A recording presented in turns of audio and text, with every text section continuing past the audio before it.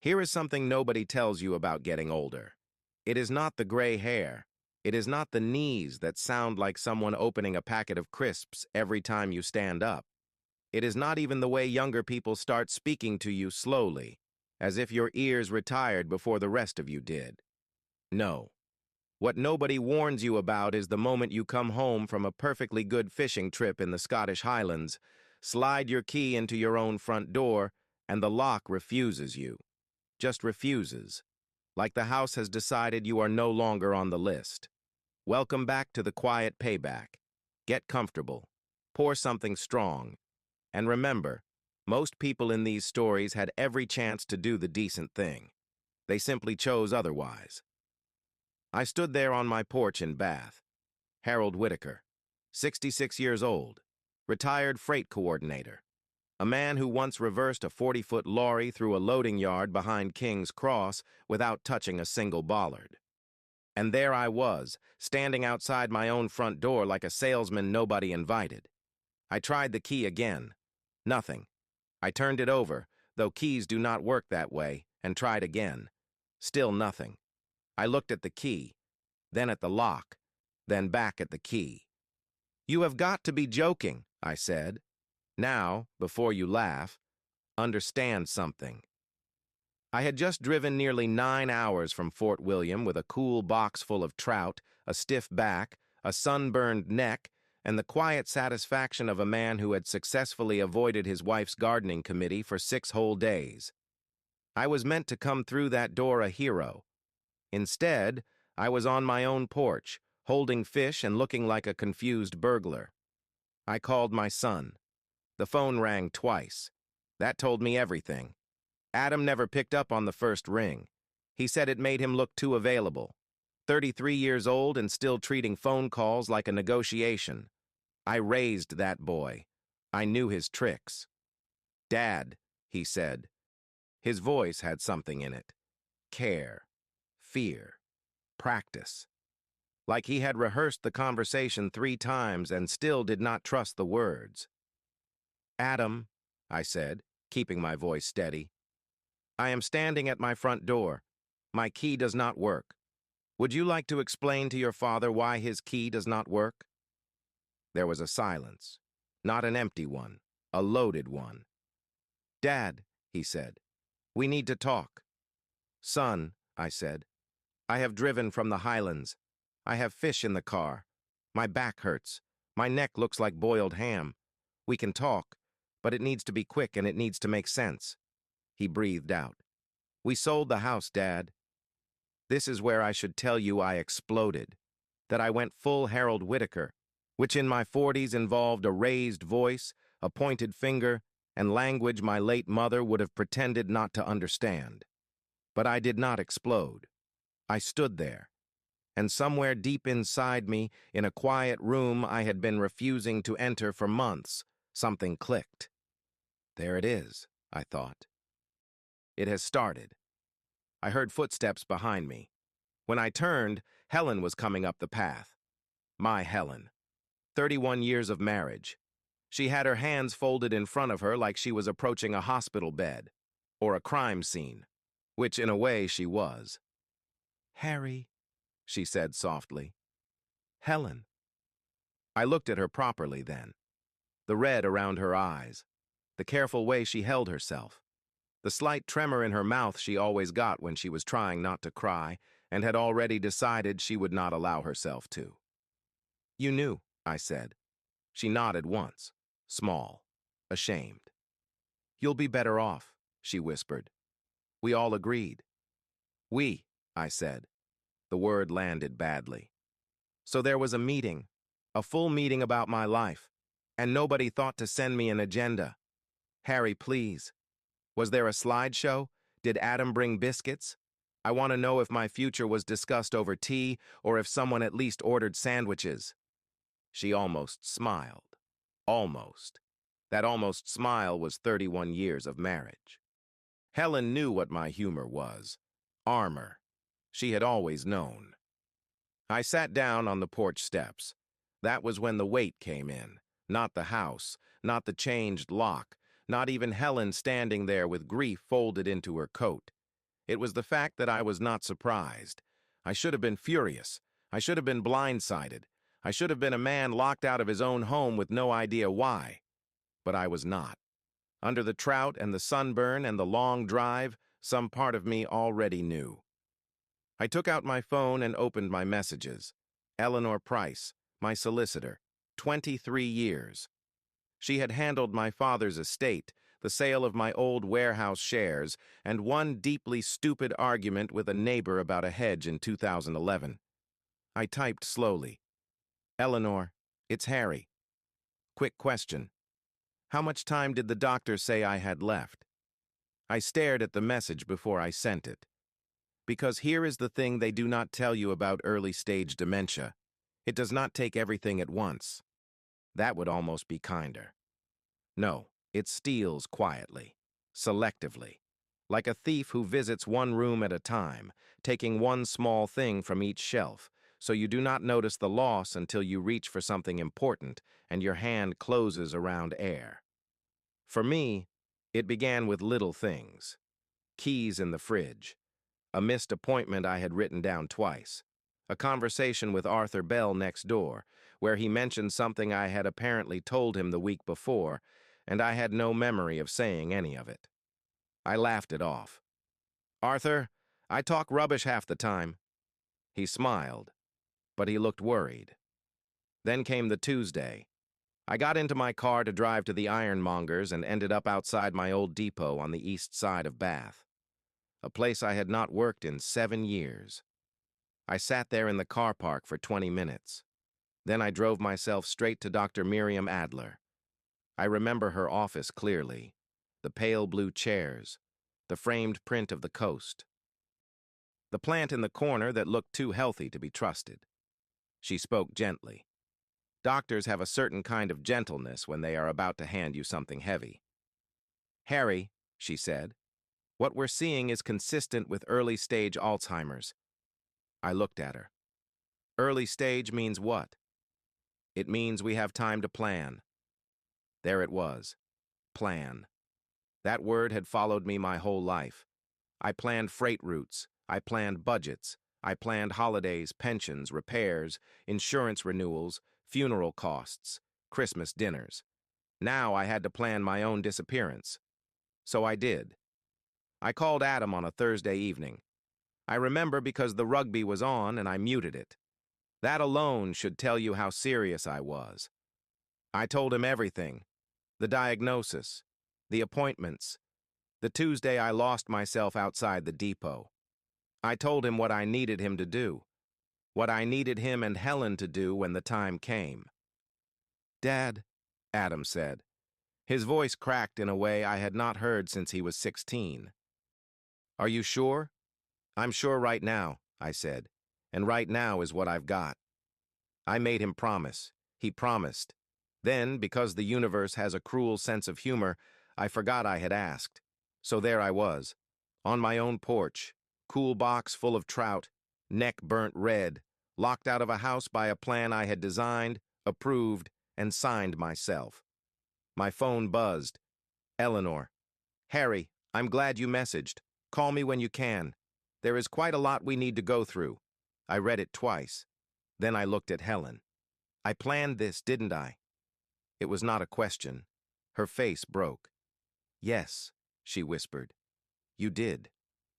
I looked out at the street, at the chestnut tree we had planted when Adam was born, at the crooked garden gate I had promised to fix for 12 years. Helen said she liked it crooked, said it looked honest. I breathed in. Well, I said quietly, I always was the cleverest fool in the room. Helen sat down beside me. For a long while, neither of us spoke. What I did not know then was that Eleanor Price was not only holding my medical papers. She was holding a letter I had written to myself on the last day I was completely certain who I was. If you are still here, stay with me. This is where the story changes. Let me tell you about Eleanor Price. The woman is precise in a way that makes clocks look unreliable. She has been my solicitor for more than 20 years. She settled my father's estate when my brothers nearly went to war over a broken watch, a fishing rod, and 4,300 pounds in an old savings account. She managed the sale of my business interests. She once stopped me from signing a contract so bad it would have followed me into the grave and charged rent there.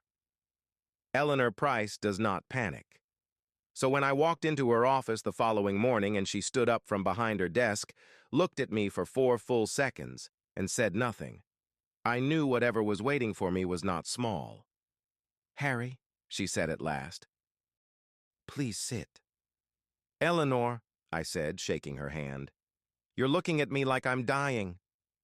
You messaged me yesterday asking how much time the doctor said you had left." "Fair point," I said. "I'll sit." Her office smelled like paper, old wood, and coffee strong enough to argue back. There was a folder on her desk, thick, labeled, organized, very me. I looked at it and thought, whoever prepared that knew what he was doing. Then I remembered. That man was me. Before she opened it, Eleanor folded her hands. "Harry, I need to ask you something, and I need an honest answer. You always get honest answers from me. You told me in 2018 that you were fine while you had pneumonia. I was mostly fine." She gave me the look, the solicitor look, the one that says every man who says mostly fine is a liar wearing shoes. "Do you remember coming to see me 8 months ago?" I held her gaze. 8 months. I walked backwards in my mind. March. Helen's birthday. The fishing license renewal. The second appointment with Dr. Adler, where she used the word progressive, and I sat in the car afterward with both hands on the wheel, unable to start the engine. "I remember March," I said carefully. "Most of it." Eleanor nodded. "You came here on a Thursday afternoon, alone. You told me you had come directly from Dr. Adler. Was I upset?" She chose her words. "You were very clear, very focused. You said you wanted everything put in order while you still could." Something moved inside my chest. Not grief exactly, not fear. More like looking at an old photograph of yourself and knowing it is you, while feeling no connection to the man in the frame. "What did I do?" I asked. Eleanor opened the folder. "You updated your will. You transferred the bathhouse into a managed sale agreement for Helen and Adam. You created a health directive. You established a memory care reserve in Sterling. You gave me instructions regarding future medical decisions." She paused. "And you wrote a letter." The room went quiet. "A letter?" "To yourself." She removed a sealed envelope and placed it on the desk between us. My own handwriting stared back at me. "For Harry. Open when you have forgotten writing this. I have held many things in my life. Adam, the day he was born. Helen's hand outside the hospital when her mother died. The keys to my first van, my last payslip, my father's watch. Heavy things, precious things, things that were both. But nothing felt quite like that envelope. Because it was me. The version of me who still had his hands on the wheel, reaching forward through time to grab the collar of the version starting to drift. "I came here alone?" I asked. "You told Helen you were running errands." I nearly laughed. Of course I did. Harry Whitaker did not ask for help. Harry Whitaker handled things. Harry Whitaker got a diagnosis, drove to his solicitor, rearranged his future, and told his wife he was buying milk. "Would you like a moment?" Eleanor asked. "No," I said. "I'd like coffee." Then I opened the letter. The handwriting was mine. Firm, slightly impatient. The way I write when I have too much to say and no patience for decoration. It began simply. "Harry, if you are reading this, you forgot. That is all right. You planned for that too. I had to stop, because even on paper I could hear myself. And there is something deeply unsettling about being surprised by your own voice." I kept reading. "By now, Adam has done what you asked him to do. He is probably terrified that he betrayed you. He did not. Tell him that. Tell him you are proud of him. He needs to hear it more than you think. You have never been as good at saying it as you believe. I looked up. Eleanor was studying her coffee cup with enormous concentration. A kindness. She was giving me privacy by pretending she was not there. I went back to the letter. Helen is holding herself together because that is what Helen does. But she is not fine. She has not been fine since March. Do not let her keep pretending because it is convenient for you. You have allowed her to carry quiet things for 31 years. Do not do that now. You no longer have the luxury of easy. My jaw tightened. The man who wrote that knew exactly where to press. The house is handled. The accounts are handled. Dr. Adler has the paperwork. Eleanor has the rest. You do not need to worry about logistics. You already did that. You were always good at logistics, even when you were useless at simpler things. I swallowed. What I need you to do now is harder. Stop being embarrassed. Let Adam be your son without trying to manage how he sees you. Sit with Helen without performing strength. She married you, not the version of you with every answer prepared. The words blurred for a moment. I blinked them clear.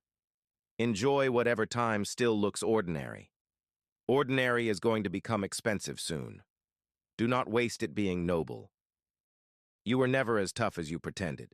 You just stood very straight. Then the final line. Harry, March 18th, P.S. The trout are better in the Blackwater Burn than in the main river. You probably already know that. But just in case. I sat there. Eleanor did not speak. The plant in the corner was real. I checked. Somehow that made the whole thing worse. Harry, she said gently, are you all right? The man who wrote this letter, I said, folding it carefully, was considerably wiser than the man sitting here. He was you. Yes, I said. Well, I've declined. She almost smiled. Almost. I slid the letter into the inside pocket of my jacket, close to my chest, where a man keeps things that matter. Eleanor turned a few pages in the folder. There is more to review. Timelines, care preferences, the sale proceeds, the Sterling Reserve, your future accommodation options if home care is no longer enough. Of course, I said. I was thorough. You were extremely thorough. That sounds like me. You also left instructions for how you want to be spoken to when things progress, what music you prefer, what you do not want said in front of you, what you want people to call you. I had not expected that. I left music? Mostly Sinatra. Good, I said. I always had taste. I stood when we were done. The folder felt heavier than paper. At the door, I stopped. Eleanor? Yes? When I came here that day, did I seem scared? She was quiet for a moment. You seemed like a man who had decided fear was not a useful way to spend clarity. I nodded.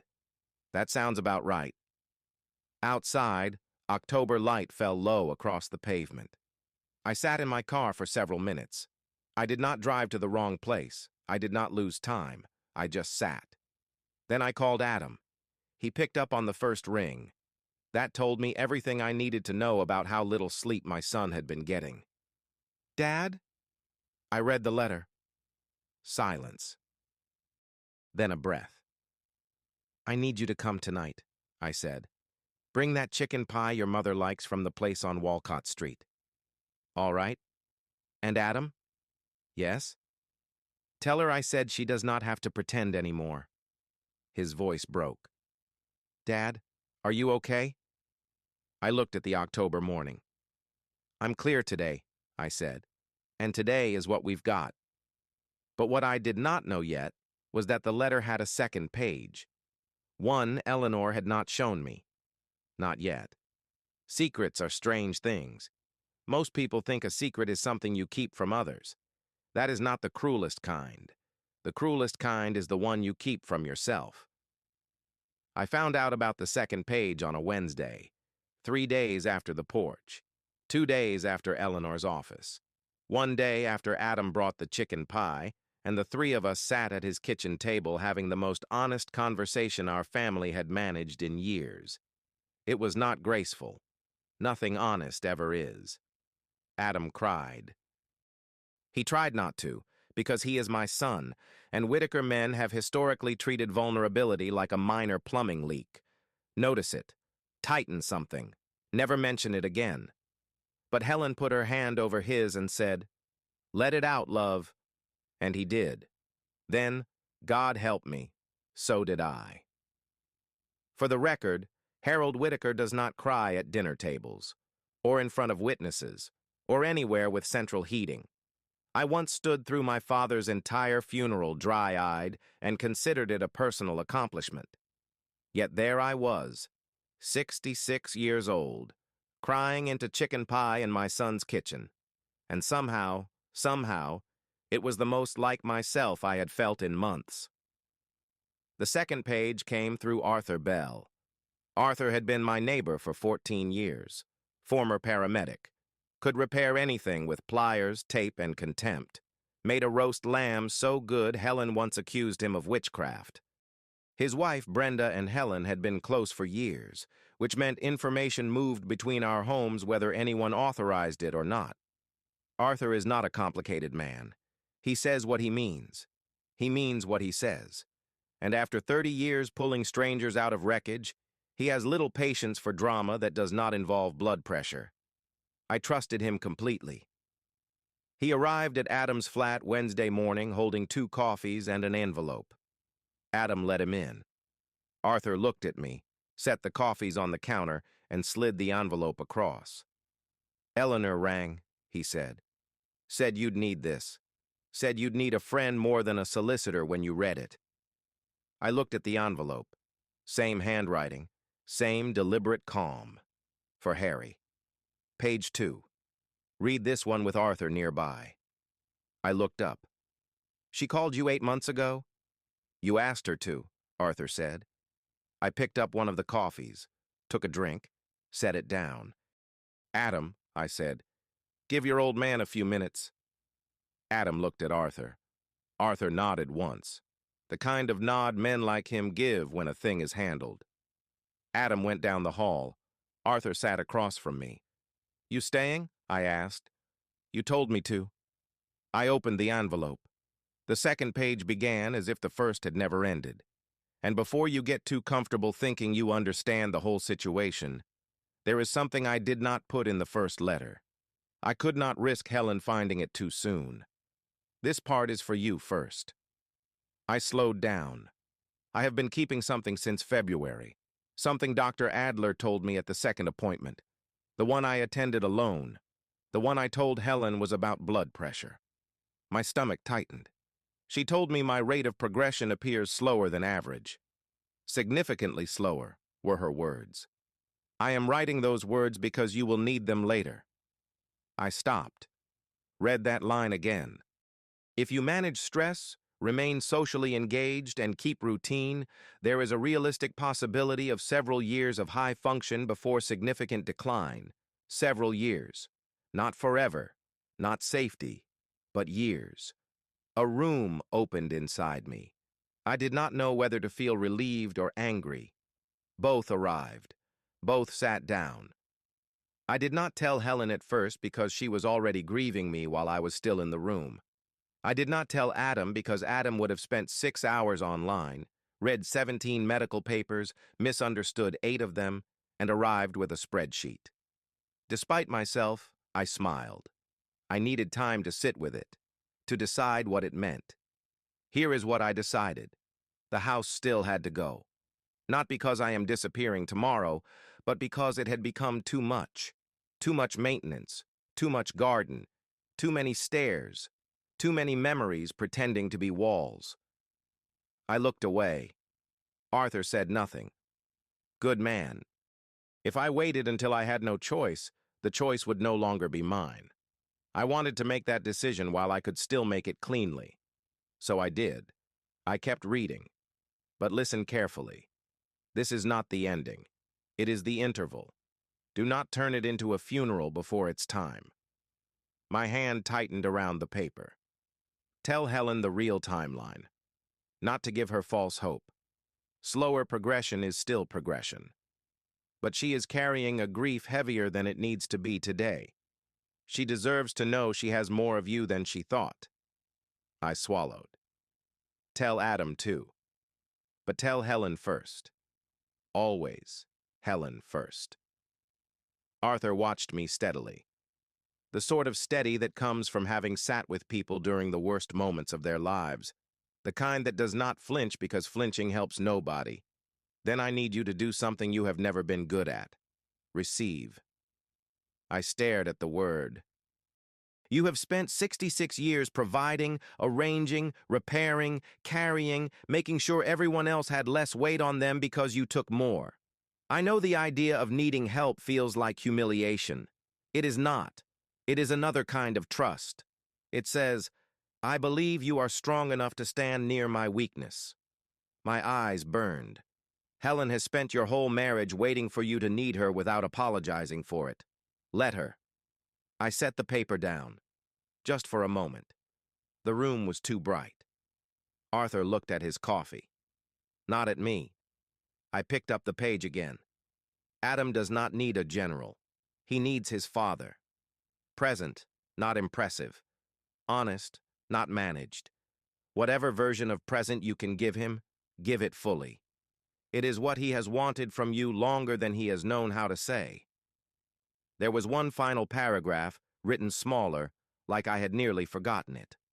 I went back to the Blackwater burn once more before seeing Eleanor. Drove there alone on a Tuesday. Caught 3 trout. Sat by the water for 2 hours doing absolutely nothing. It was the best 2 hours I had had in years. I want you to go back. Not to run away. Not to hide. Because you deserve a place that belongs only to the man, not the illness, not the husband, not the father, not the planner, just a man beside water. Everyone needs a place like that. Yours is the Blackwater burn. Then the postscript. P.S. Do not let Adam drive. He breaks too late. I put the letter down, sat with it, not really sitting, falling quietly through the floor of myself. Arthur waited.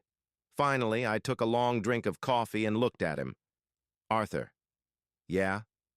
I want to say something, and I need you not to make it unbearable. No promises. I'm glad you're my friend. He leaned back, looked at the ceiling, then at the coffee, then at me. Harry, he said, you are the most stubborn, self-sufficient, impossible old sod I have ever met. Thank you. And I would drive across the country for you any day of the week. I nodded. Good, I said. Now you've made it unbearable. You started it. Fair. I told Helen that evening. We were sitting on the small balcony outside Adam's flat. Adam had gone to collect dinner, which proved there is mercy in timing. The October sky was all amber and blue, the kind of light that makes ordinary buildings look briefly forgiven.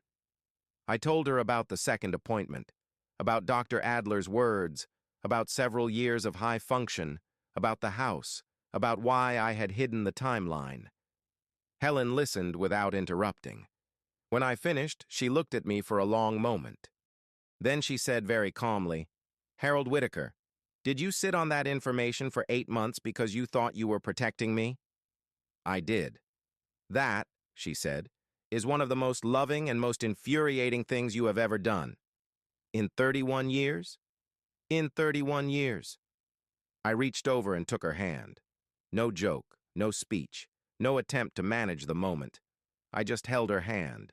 She leaned her head against my shoulder the way she used to on long drives when Adam was small and asleep in the back seat, and the whole world felt wide enough to survive anything.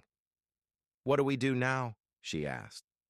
I thought about the letter, about the river, about the 2 best hours in recent memory. I think, I said, we go fishing. She lifted her head. Harry, I do not fish.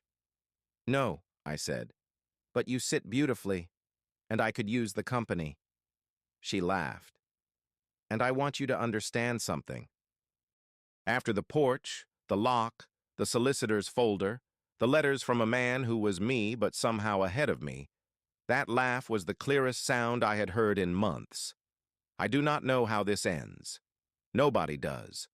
That is the part no doctor can put in a folder. No solicitor can file. No husband can plan around. But here is what I know. I know that on a Thursday evening in October, I sat on the steps outside a house that used to be mine and did not fall apart. I know that somewhere in March, the clearest version of me sat down and built a net before I knew I would need one. I know my son now answers on the first ring. I know Helen no longer pretends she is fine. I know Arthur Bell brings coffee when called. And I know that somewhere in Scotland, the Blackwater burn is still moving over stone, cold and clean and indifferent to diagnosis, bank accounts, property transfers, sterling reserves, and the cruelty of a mind that forgets. Just water, just rocks, just a rod in my hand, just today. And today I remember everything.